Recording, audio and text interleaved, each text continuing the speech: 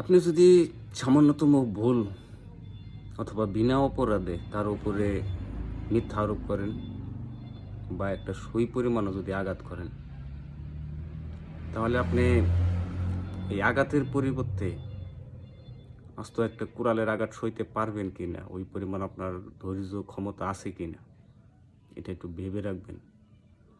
আপনি যদি কাউকে বিনা অপরাধে একটা সুই পরিমাণ আঘাত করেন, তাহলে ওই আঘাতটাই আপনার কাছে কোনো না কোনো সময়, কোনো দিন আল্লাহ পাক এই আঘাতটাকে একটা কুড়ালের আঘাতের সমপরিমাণ আঘাত আপনার জীবনে আসতে পারে। কারণ আল্লাহ পাক এগুলো একদমই পছন্দ করেন না, এই জুলুম একদমই পছন্দ করেন না।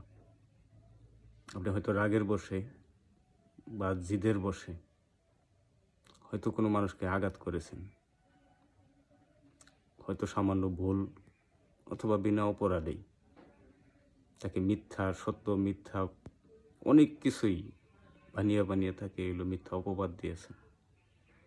আপনার কোনো একটা সময় এরকম আসবে, ঠিক যতটা আপনি আঘাত করেছেন, যতটা সত্য মিথ্যা বানোয়াট বলে এলো আপনি মানুষের কাছে প্রচার করেছেন, আপনার কোনো একটা সময় আসবে যে এগুলো এর 2 গুণ পরিমাণ বেশি হয়ে আপনার হলো জীবনে আসতে পারে, আপনাকে আঘাত করতে পারে। আর আপনার যতগুলো মানুষের নামে বদনাম করেছেন, ঠিক এর থেকেও দ্বিগুণ হয়ে আপনার জীবনে এরকম একটা ভয়ঙ্কর পরিস্থিতি হতে পারে যা মানুষ আপনার নাম শুনলেও থুতু ফেলবে। তাই আসলে রাগের বশে জিদের বশে কাউকেই এভাবে আঘাত করা কখনোই ঠিক না। কাউকে কখনো আঘাত দিয়ে কথাও বলবেন না, কাউকে হাত দিয়ে মুখের দ্বারাতে আঘাত করবেন না বা হাত দিয়েও কখনো আঘাত করবেন না। এই আঘাতগুলো একসময় এরকমভাবে আসে যা আপনি পরিকল্পনাও করতে পারবেন না।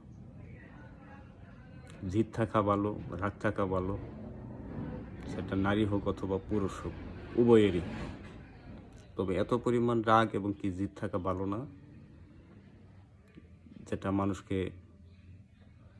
আঘাত করে এবং কি ওই আঘাতের পরেও আপনার হলো দ্বিগুণ, 2 গুণ, 3 গুণ, 5 গুণ বেশি আঘাত আপনার জীবনে আসতে পারে।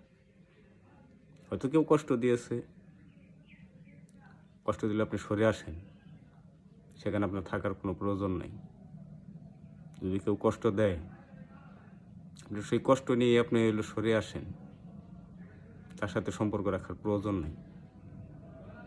আপনার ওই আপনাকে যতটুকু কষ্ট দিয়েছে তার থেকে হইলো কয়েক গুণ বেশি কষ্ট সে একাই পাবে, আপনি শুধু দেখবেন। একটা কথাই আছে বাংলায়, যদি আপনি শুয়ে থাকতে পারেন তাহলে আপনি বসে দেখতেও পারবেন।